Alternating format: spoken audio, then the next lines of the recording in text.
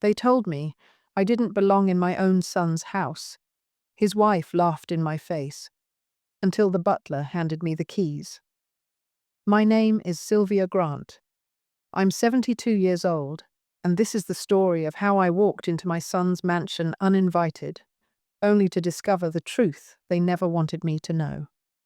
Before I begin, tell me, where are you watching from tonight?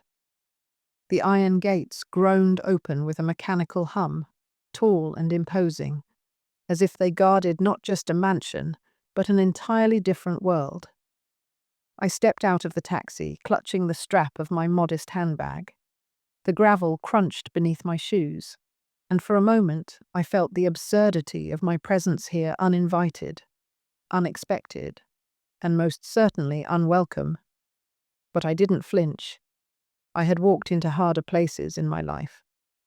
The mansion rose in front of me like something from a glossy magazine, spread a sprawling estate with white stone walls and windows that gleamed even under the clouded sky. I could almost hear the laughter of my son's friends, the clinking of glasses, and the echo of a life that had, somewhere along the way, grown far beyond me. The heavy front doors opened before I even reached them, and there she was, my daughter-in-law, perfectly styled, wrapped in silk that probably cost more than half a year of my pension. Her lips twisted into that sharp little smile she reserved for moments that she thought herself superior. "Well, well," she said, her tone dripping with mock surprise. "What an unexpected visit." Her eyes swept over me like I was dirt tracked in from the street. "No call, no invitation. Bold of you to think you could just show up here." I stood straight, forcing myself to meet her gaze. "This is my son's house, isn't it?" That made her laugh, really laugh, a high-pitched, cruel sound that bounced off the marble walls of the foyer. "Your son's house? Oh no. This place isn't yours, not even close. Don't act like you belong here. This," she gestured grandly to the chandelier, the velvet drapes, the polished floor that sparkled like glass, "is our world now, not yours." For a moment, she lingered in the doorway, as if debating whether to let me in at all. Then, with a mock graciousness, she stepped aside. "Fine," she said. "If you're so determined to embarrass yourself, come in." The air inside was cooler, scented faintly with orchids and lemon polish. Every surface gleamed, every corner screamed of money. I followed her through the hall, each step echoing, each glance from the staff carefully avoided. They all knew me, I realized. They recognized who I was, but not one of them dared speak. "You'll forgive me," she said sweetly, leading me past a wall lined with gilded mirrors. "If I don't roll out the red carpet. We weren't expecting visitors of your kind."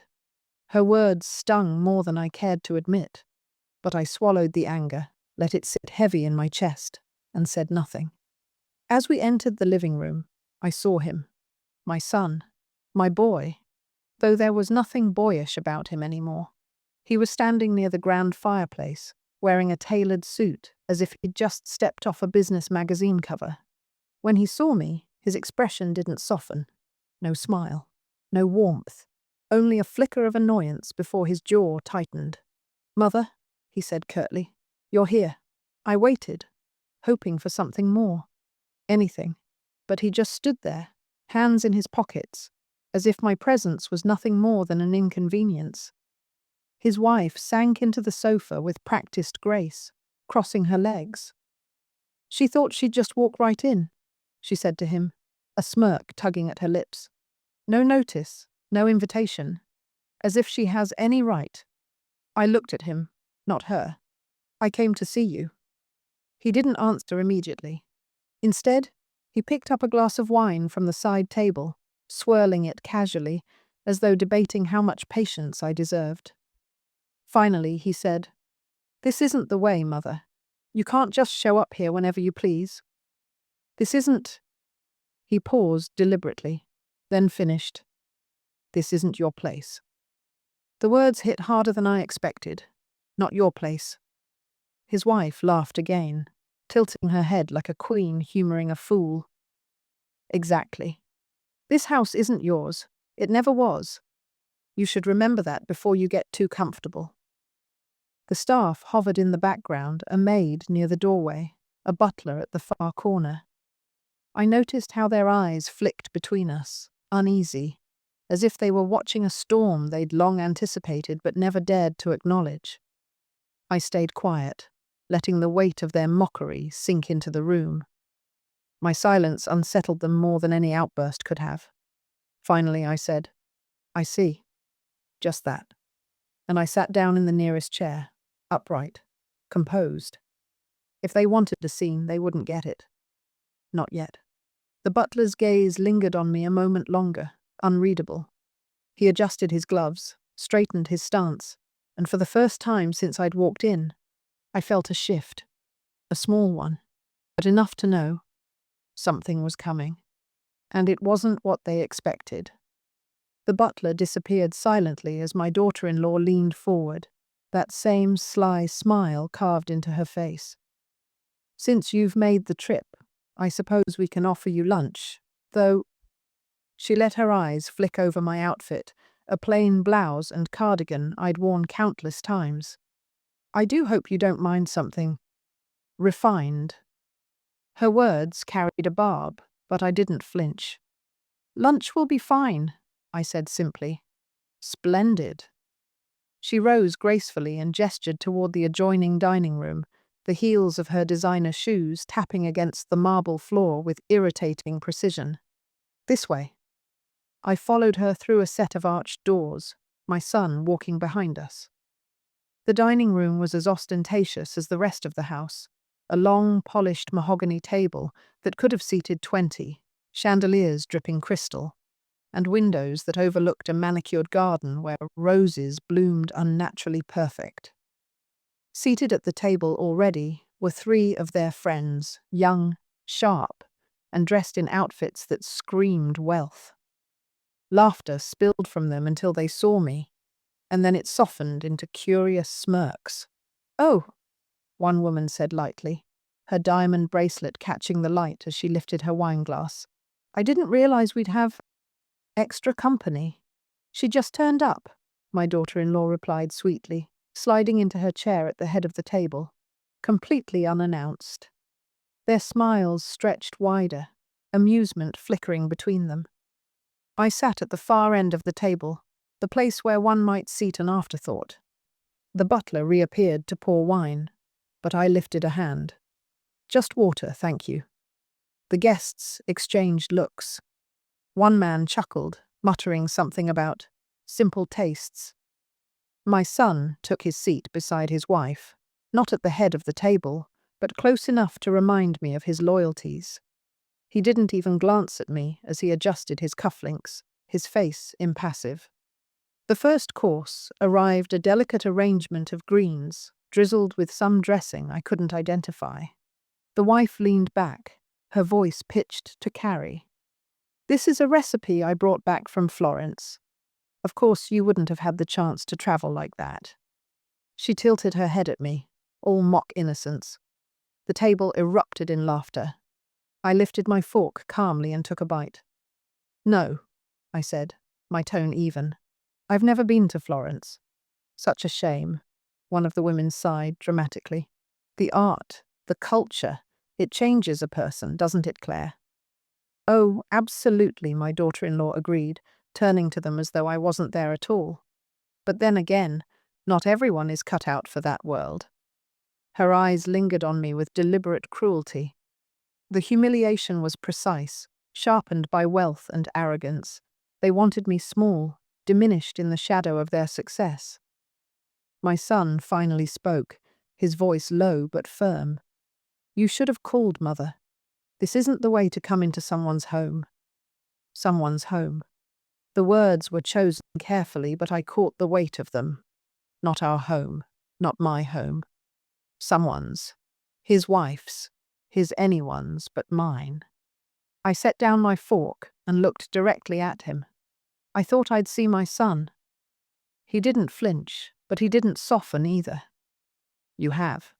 Now maybe it's best if you head back soon. You don't fit into this kind of setting. The silence that followed was worse than the laughter. The guests smirked into their glasses.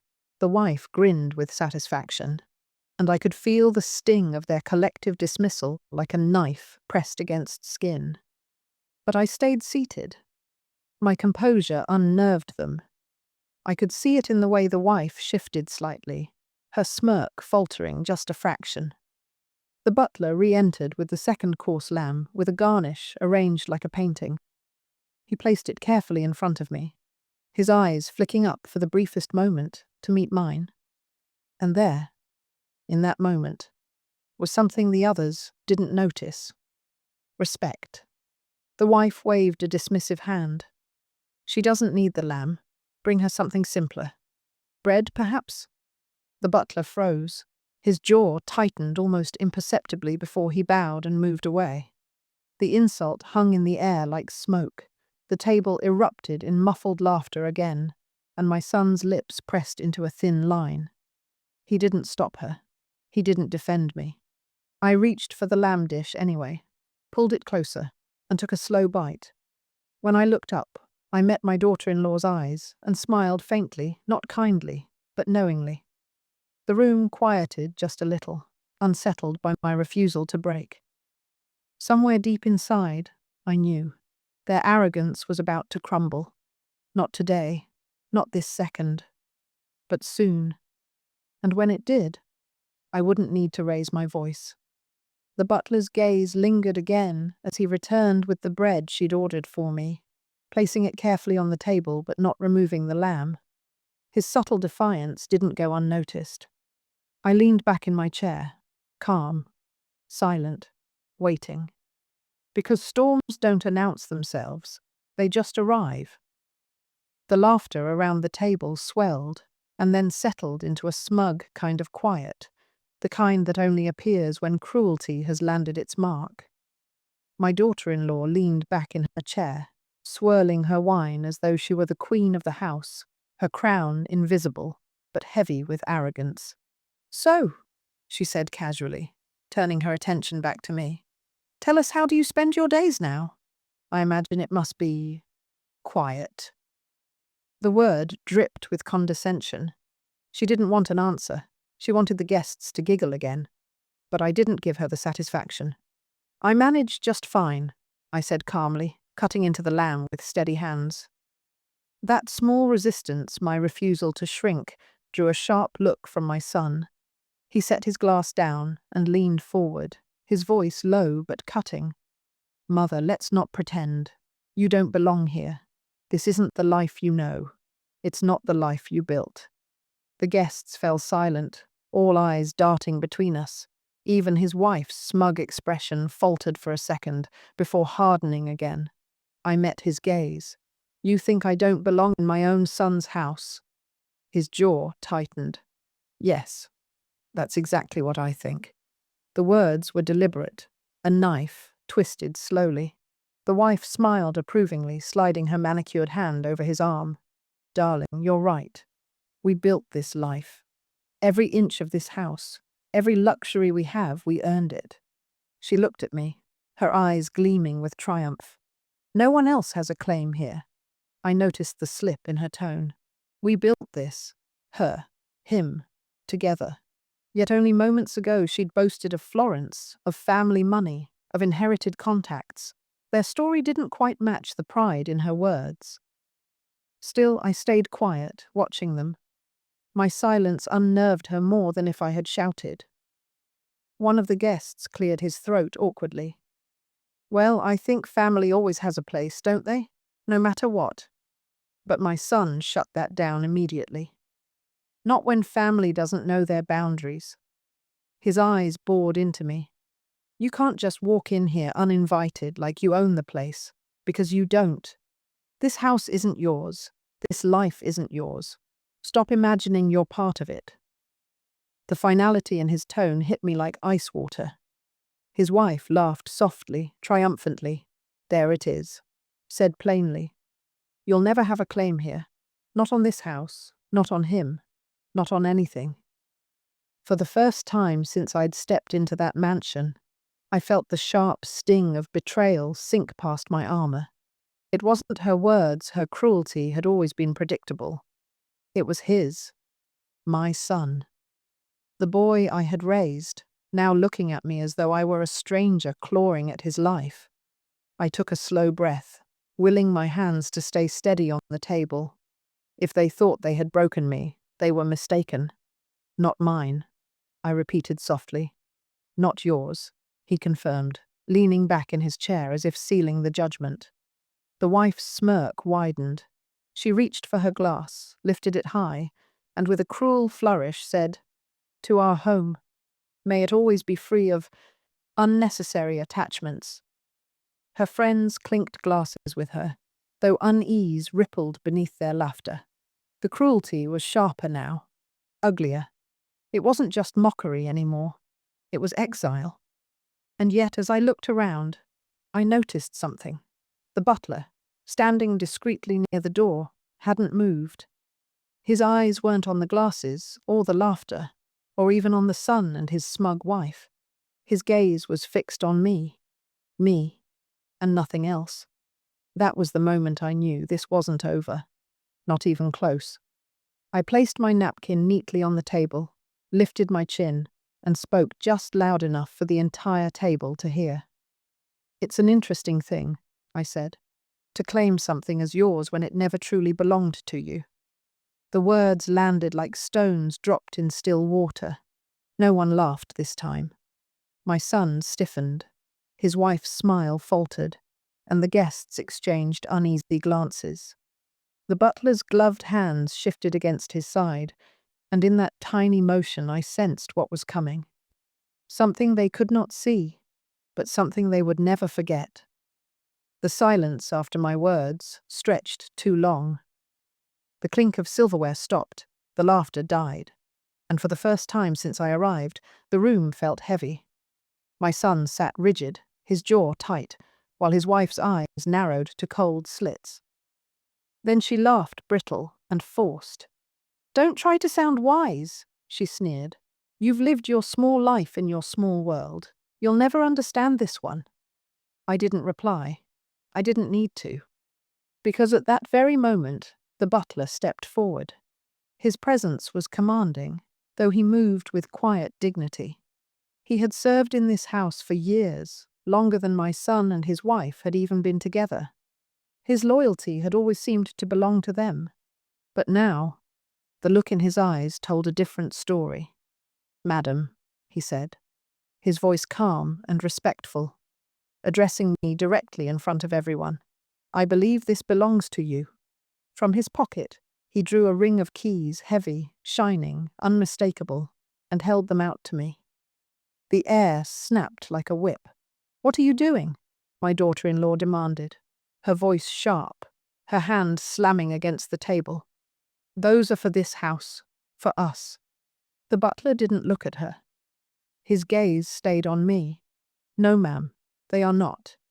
My son pushed his chair back abruptly, the legs screeching against the polished floor. "Explain yourself," he barked, his voice louder than I had ever heard it. The butler straightened his shoulders. "With all due respect, sir, the deed to this property is not in your name. It was never transferred. The rightful owner by law is your mother." The words detonated like a bomb. For a long, breathless second, no one moved. Then the wife's laugh burst out, high-pitched, almost hysterical. "That's ridiculous. Some kind of clerical error, obviously. Do you think we're fools? This is our home." But the butler's expression didn't falter. "I've kept the documents safe, madam. They remain unchanged. Every signature is hers. Every page of the deed bears her name. Legally, this house does not belong to you or your husband." The guests shifted in their seats, wide-eyed, the smug amusement drained from their faces. One woman actually set down her wineglass with a trembling hand. My son's face turned red, his composure unraveling. "You're lying. You're trying to humiliate me." I finally spoke. my voice steady, almost quiet compared to his rage. He's not lying. The wife's mouth fell open. You knew? I met her glare with calm certainty. Yes. The weight of that admission hung in the air. My son's rage faltered into disbelief. You knew? And you came here today? What? To gloat? I leaned forward slightly, folding my hands on the table. I came here today to see how far you would go. How far you'd mock me, dismiss me, push me out in a house that was never yours to begin with. The wife's face twisted with fury. This is insane. You're just trying to… But the butler interrupted, his voice firmer now. Madam, with all due respect, it is not insane. It is fact. This house belongs to her. It always has. The guests whispered among themselves, shock spreading like wildfire. I could see the cracks forming in the perfect image my son and his wife had worked so hard to project. Their wealth, their power, their status, all of it had been balanced on something fragile. And now, with a few simple words, the facade was collapsing. My son slammed his fist against the table, rattling the silverware. This is my house. I built this life. You can't just take it away. The butler's voice was almost pitying. Sir, you cannot lose what was never yours. That line silenced even him. I reached out, my fingers closing around the cold metal of the keys. They were heavier than I remembered, but they fit in my hand as though they had been waiting for me all along. I stood slowly. The eyes of everyone at the table locked on me. My son's face was pale now, his wife's lips trembling with suppressed rage. And I said, with a calmness that cut sharper than any scream, you told me I don't belong here, but this, I lifted the keys, letting them glint in the chandelier's light, says otherwise. The room froze. No laughter, no smirks, nothing but the sound of truth settling like a stone in water. The chandelier light flickered across the polished table as I held the keys in my hand. Their cold weight steadied me, even as the silence in the room pressed down like thunder waiting to break. Then it broke. You're lying, my son shouted, his voice raw, echoing off the marble walls. He shoved his chair back violently, his fists clenched at his sides. This is my house. Mine. I worked for this. I earned it. You earned nothing, the butler interrupted evenly, though his tone carried no disrespect. Everything within these walls has always belonged to your mother. The deed remains unchanged. It was signed in her name before you ever moved in. Sir, your wealth may have built your company, your reputation. But this house, he shook his head. This house was never yours to claim. The wife leapt to her feet, her silk dress swishing angrily as she jabbed a finger toward him. You don't know what you're talking about. You're just a servant. What do you know about deeds and ownership? The butler straightened, taller somehow, his dignity and armor they couldn't pierce. Everything, because it was I who filed the papers. I who placed the documents in the safe. And I who swore never to forget whose name was signed across them. His gaze flicked to me briefly, a subtle acknowledgement.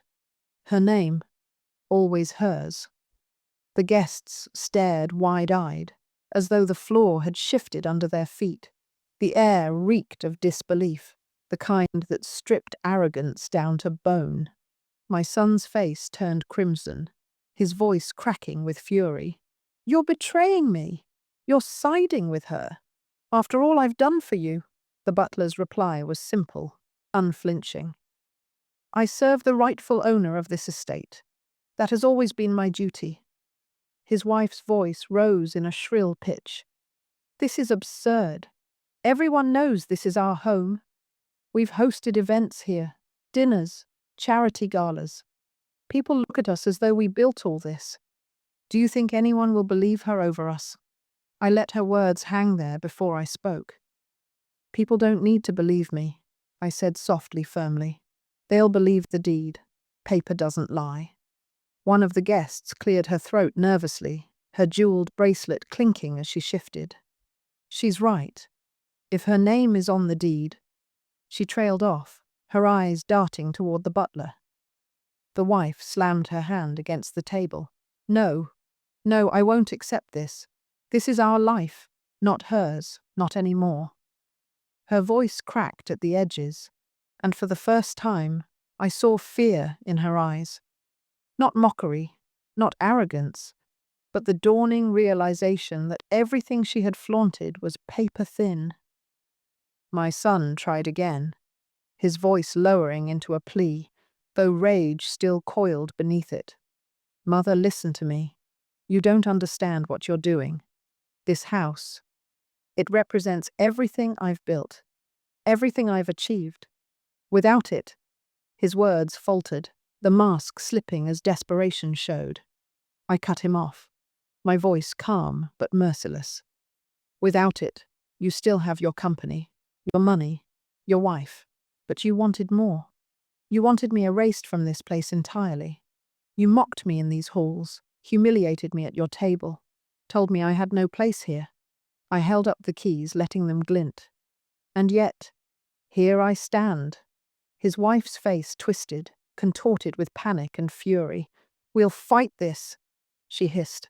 We'll take you to court. You'll lose, the butler said before I could.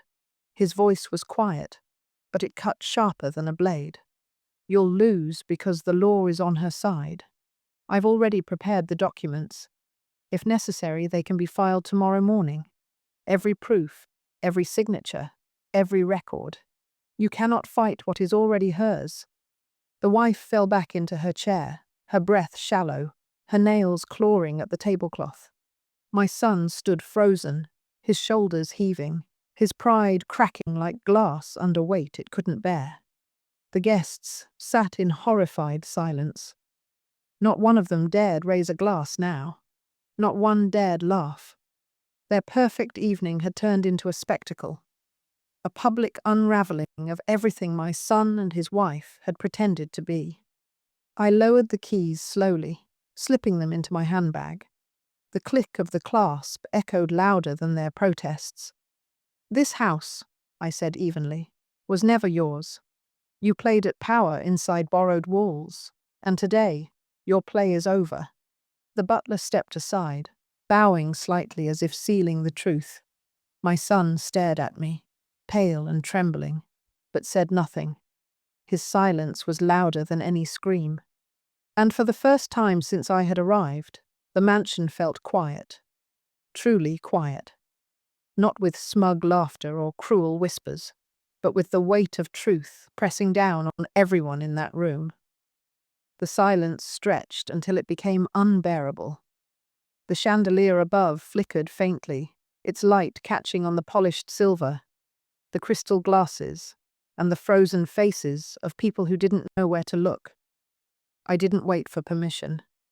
Slowly, deliberately, I rose from my seat at the far end of the table. My shoes clicked against the marble floor as I walked, steady and unhurried, past the stunned faces of my son's guests.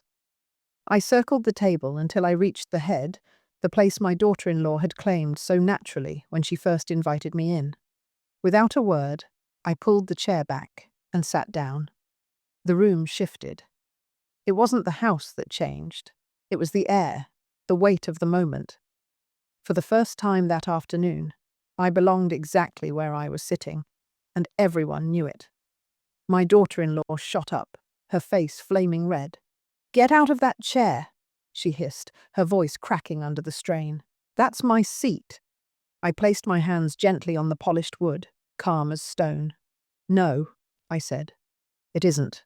The butler stepped forward, his posture impeccable, his voice steady. "She is correct, madam. That seat, that house, every brick and stone belongs to her. It always has." "Lies," she spat, turning on him. "You're overstepping. You think you can take her side against us. You'll regret this." But before her tirade could spiral further, the butler moved toward the sideboard. From a leather case, he retrieved a stack of documents, bound neatly, sealed, unmistakable in their authenticity. He laid them gently on the table in front of me, bowing slightly. "Here, madam, the original deed, as filed, every signature intact." My daughter-in-law's hands shook as she reached across the table, snatching the top page. Her eyes darted furiously across the words, searching for any flaw, any loophole. But there was none. "No," she whispered, her voice breaking. "This can't be right." My son leaned over her shoulder, his face ghost pale as he read. His lips moved, but no sound came. He saw it. He couldn't deny it. Finally, he slammed the paper back onto the table. "It doesn't matter. Even if it's in her name, it doesn't matter. Everyone knows this is our house. We live here. We've made it ours." I tilted my head, watching him unravel. "But it isn't yours. You've paraded in my halls, mocked me at my own table, laughed at me in the home you claimed as your own. And now the truth is laid bare." The guests shifted uneasily. One man cleared his throat as though about to speak, but thought better of it. No one dared defend them now. My daughter-in-law tried again, desperation seeping through her cracks. "Fine, maybe her name is on the papers. But she wouldn't dare throw us out. She wouldn't risk destroying her own son's life." I leaned forward, meeting her eyes with quiet steel. "Wouldn't I?" The words sliced through the air. She faltered, her mouth opening and closing like a fish, gasping for air. My son looked at me, then really looked at me. The arrogance, the distance, all of it stripped away to reveal something rawer. Fear. Fear that the image he had built, the life he had paraded, was about to crumble in front of everyone who mattered to him. "You wouldn't do this," he said finally, almost pleading. "Mother, you can't." I sat back, folding my hands calmly in my lap. "I don't have to lift a finger. The law already has." The butler nodded once in solemn agreement. "It is true, sir. You live here at her discretion. Nothing more." The words cracked something deep inside him. His fists clenched, his shoulders hunched as though the weight of the truth was dragging him down. His wife looked at him, wide-eyed, desperate for him to fight back. But he had nothing left to give. I looked around the table, at the wide eyes, the pale faces, the guests who had laughed with such cruelty only an hour before. "You all raised your glasses to their power," I said evenly. "But tonight, you'll remember that the foundation you toasted never belonged to them. It belonged to me." The wife's face contorted, fury blazing in her eyes. "You'll regret this," she whispered. I lifted the keys once more, letting them gleam in the chandelier's light. "No," I said, rising from the head of the table. "You will." And with that, the room fell silent again, the weight of their broken pride settling into every corner of the mansion. The guests shifted in their seats like restless schoolchildren, their gazes darting between me at the head of the table and my son and his wife, collapsing under the weight of truth. Whispered fragments of disbelief broke the silence. "Her name is on the deed?" one of the women murmured. "I can't believe it," another muttered, clutching her glass as if it might anchor her. The murmurs spread, a quiet wave that stripped the glamour from the room. Where there had once been laughter and smugness, now there was only unease, the kind that comes when a mask is ripped away. My daughter-in-law leaned forward, her hand flat on the table, her voice trembling between fury and desperation. "Stop whispering. This is our house. Do you hear me? Ours." Her shriek rang hollow, bouncing back at her from the high ceiling. The guests avoided her gaze, their eyes fixed instead on the stack of papers in front of me, the irrefutable proof that undermined every word she spoke. My son slumped back in his chair, his jaw slack, his hands gripping the armrests like a man about to drown. For once, his expensive suit, his carefully styled hair, his polished shoes, none of it mattered. Without the illusion of ownership, he looked small. I sat tall at the head of the table, my hands resting calmly on the deed. "You told me I didn't belong here," I said, my voice steady. that I had no claim to this place. You humiliated me in front of strangers, mocked me in my own house. I paused, letting the words cut deep. Now the truth speaks louder than either of you ever could. The wife's face twisted, her voice breaking. You think this will make people respect you? No. All they'll see is an old woman clinging to a house she couldn't possibly manage. You'll be a joke. Her cruelty had lost its sharp edge. Now it sounded desperate, like a child throwing stones from the bottom of a well. One of the guests, braver than the rest, finally spoke. Claire, maybe it's best you sit down. The look she turned on him could have burned glass. Don't you dare take her side. But it was too late. The tide had shifted. None of them were laughing anymore. None of them saw her as the gracious hostess, the queen of her castle. They saw what she was, a woman who had built her pride on sand. My son looked at me then, really looked, his eyes wide and bloodshot. For a moment I saw something break through his anger, something raw, something pleading. Mother, he whispered, his voice hoarse. Please, don't humiliate me like this. Not in front of them. Humiliate him? The irony cut sharper than any insult. He had invited guests into this house and watched them laugh at me. He had allowed his wife to mock me as if I were nothing. And now, when the truth shattered his facade, suddenly humiliation mattered. I leaned forward, my gaze steady. You humiliated yourself the moment you forgot who made this life possible. You treated me as if I were invisible, disposable. And now, in the house you thought was yours, you're the one exposed. The butler's voice carried through the tense air, formal and unyielding. Sir, madam, you should be grateful she is even speaking to you with civility. In her position, most would have ordered you out already. The wife rounded on him, her voice shrill. You're just a servant. You don't get to eat. Enough. My son's voice cracked like a whip, silencing her mid-sentence. He buried his face in his hands, his shoulders shaking. When he spoke again, it was barely more than a whisper. What do you want from us? The words hung heavy, and every guest at that table leaned forward, waiting. I let the silence stretch before answering. I don't want anything. Not your money, not your respect, not even your apology. All I ever wanted was simple. Not to be treated like a burden, not to be erased. The wife scoffed, though her voice trembled. Fine. You've made your point. Take your little papers and go. But don't think you can walk in here and… Claire. My son's voice cut her off, weak but sharp. He looked at me with hollow eyes.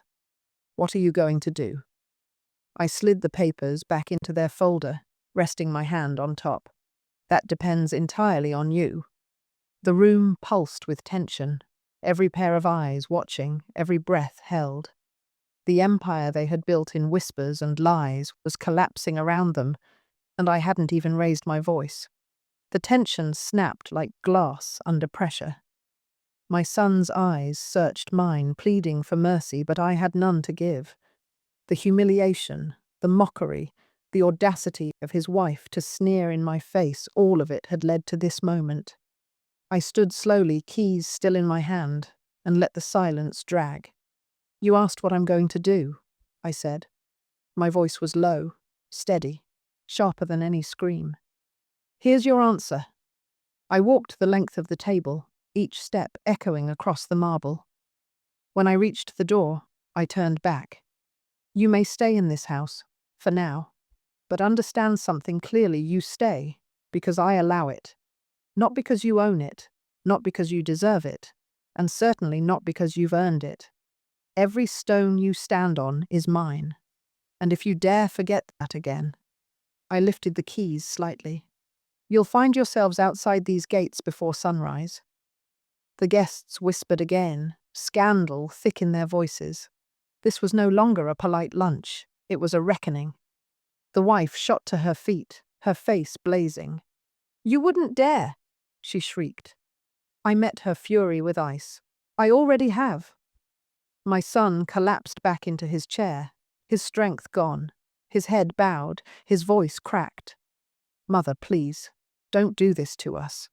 The words cut, but not in the way he thought. He wanted sympathy, but where was his sympathy when I walked through those doors, alone and uninvited? Where was his voice when his wife mocked me at his table? His silence had already chosen his side. The butler stepped closer, his expression composed, his tone absolute. "Sir, madam, you live here now at her discretion. If you value anything, I suggest you begin to show her the respect she deserves." The wife glared at him, trembling with rage. "We'll challenge this in court. We'll destroy her. Do you hear me? Destroy her?" I laughed, then a soft, humorless sound that made her blanch. "Destroy me? With what? Lies? Money? You've forgotten one thing, my dear. You're standing in my house, arguing over what was never yours. If anyone here is destroyed, it isn't me." The guests avoided her gaze. Some stood quietly, murmuring excuses as they slipped away, unwilling to witness more of the collapse.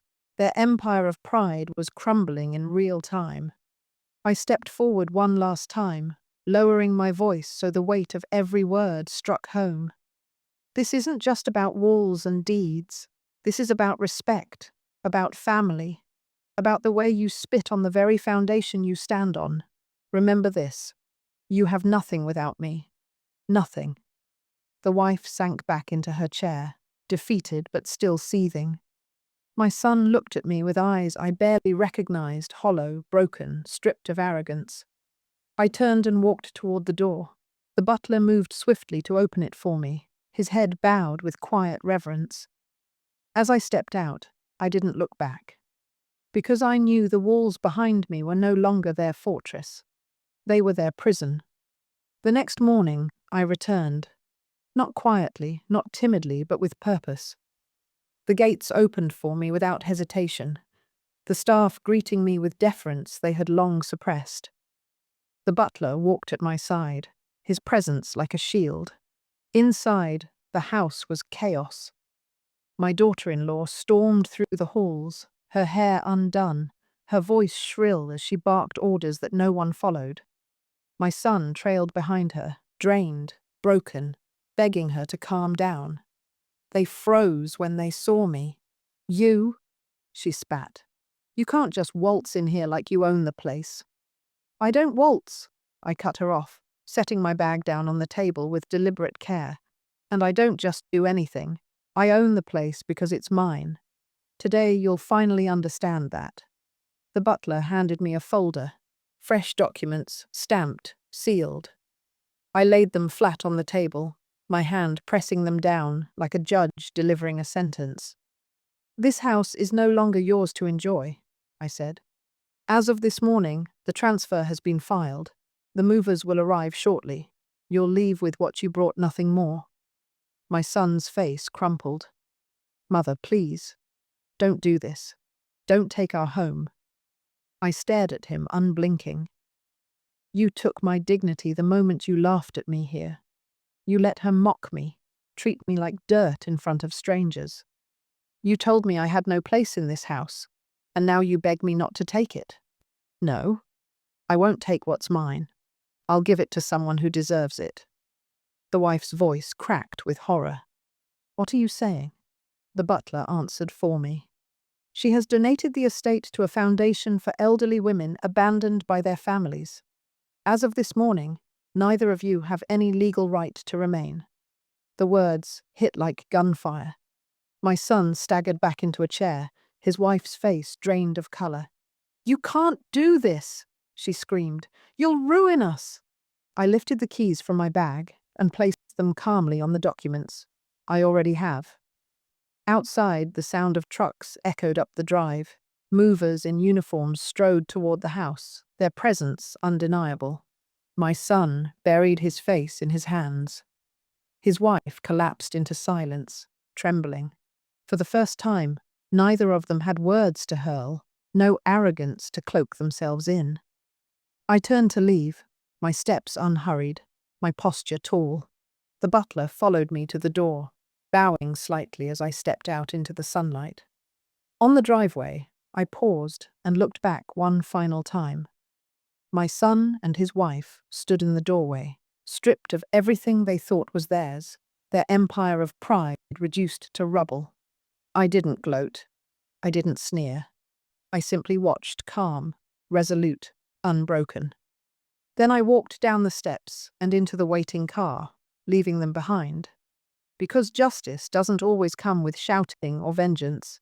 Sometimes it comes quietly with the turn of a key, and I had just turned it.